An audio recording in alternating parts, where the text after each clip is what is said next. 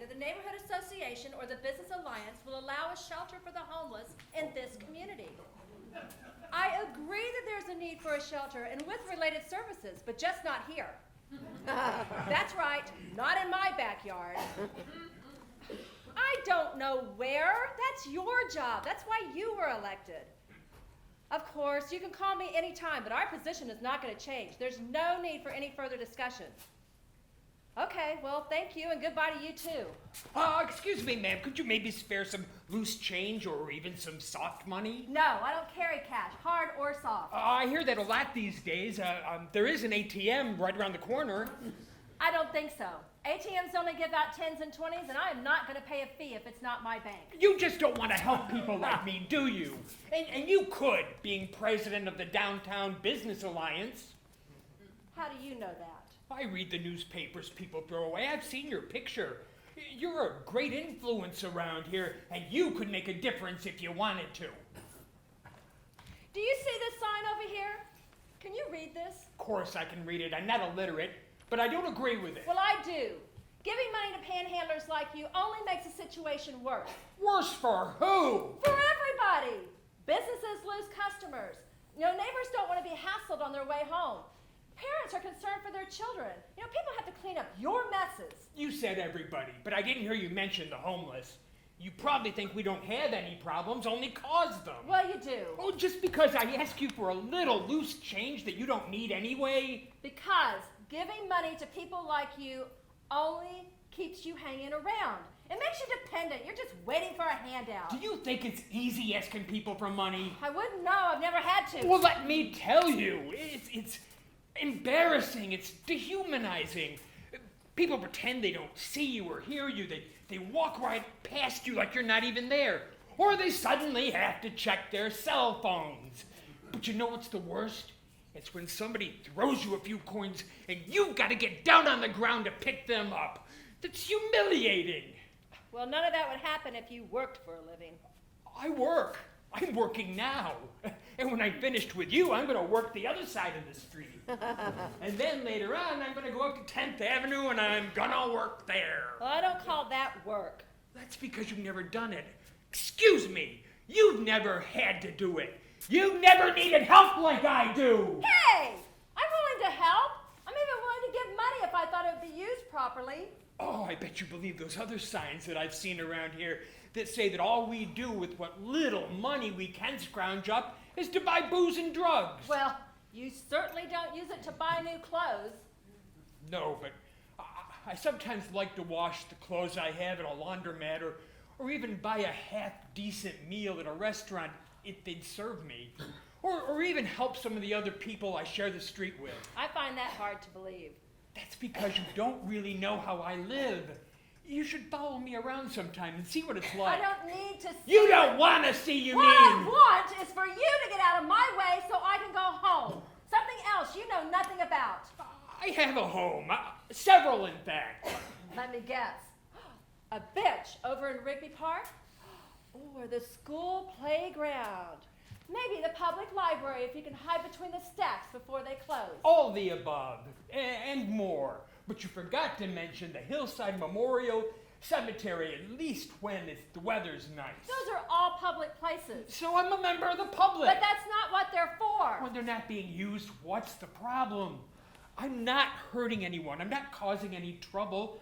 In fact, I'm the one who's likely to be hassled. Oh, come on, the cops are just doing their job. It's not the cops. If you're not breaking any laws, they don't care. No, it's a couple of the teenage gangs on the prowl around here that like to mess with the homeless. And I admit, sometimes it's the homeless themselves, especially the ones that have the mental or emotional problems. And, well, sometimes they just want to rip you off if you've got something they want. Well, if it's so risky, then why don't you just stay over at the city mission shelter? Too many rules. When you can enter, when you can check in, when you can eat, where you can sleep, when you have to leave. It's too confining.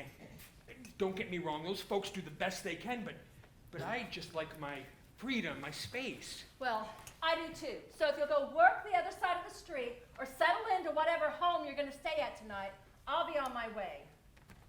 Thank you. You're welcome. It was good to see you again, Smokey. What did you call me? Smokey. No one's called me that since college. How did you know my nickname? The Seacoast Sound. The band that put the smooth into smooth jazz. Are you? Walter Stevens on keyboard accompanying his lead singer, Smokey Duvall. I don't believe this. Walter Stevens? I haven't heard from you since the band broke up. And I would remind you the band broke up because you left. Oh, I wanted to pursue other goals, Walter. You knew that. And besides, you could have gotten another singer. Oh, not like you, Smokey. You were the Seacoast Sound. And the other guys, they were ready to move on to different things too. Well, what about you? Music was my life. I couldn't imagine doing anything else. I formed another band. We played backup for singers that didn't have a band, and we fronted some headliners that when they came through town, we caught on, started getting invitations to tour, traveled all over. Well, sounds like you were successful. What happened? What happens to a lot of people who go homeless? Some tragedy, a crisis, some situation that feels overwhelming and doesn't leave many options, at least none that you can see or you want to pursue. What was it in your case? Do you really want to know, or are you just curious? No, I really want to know. We spent a lot of time together before the band broke up.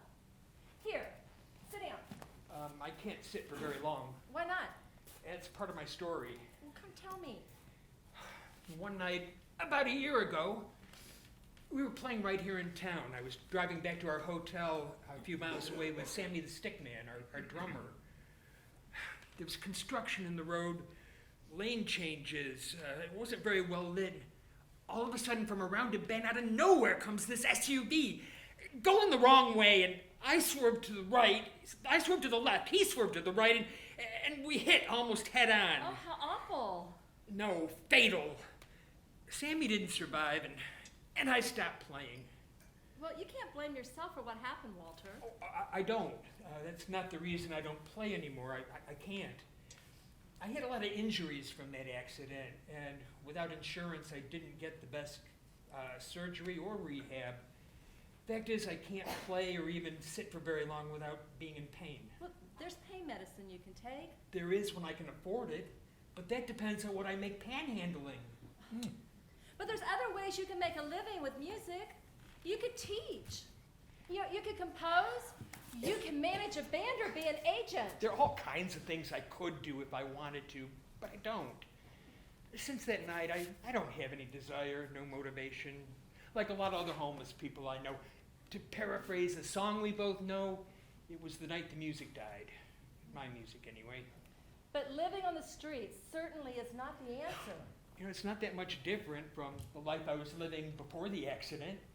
You know, staying in different places, traveling around, no steady income, no permanent address, no permanent friends. But it works for me. Okay. It might work for you, but it doesn't work for every homeless person.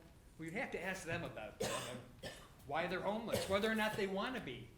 In fact, I think you should ask them if you're really interested in solving the problem of the homeless. Get their stories and you might get a solution. Okay, well, how would I do that? I don't know any homeless people. You do now. And I could introduce you to a lot more. Okay, well, how do I find you if I want to meet the people you know? I'm around here most of the time, and I know how to find you. You just think about it. I got to get going before one of those people I know takes my spot for tonight. It was good to see you again, Smokey. It was good to see you too, Walter. I think.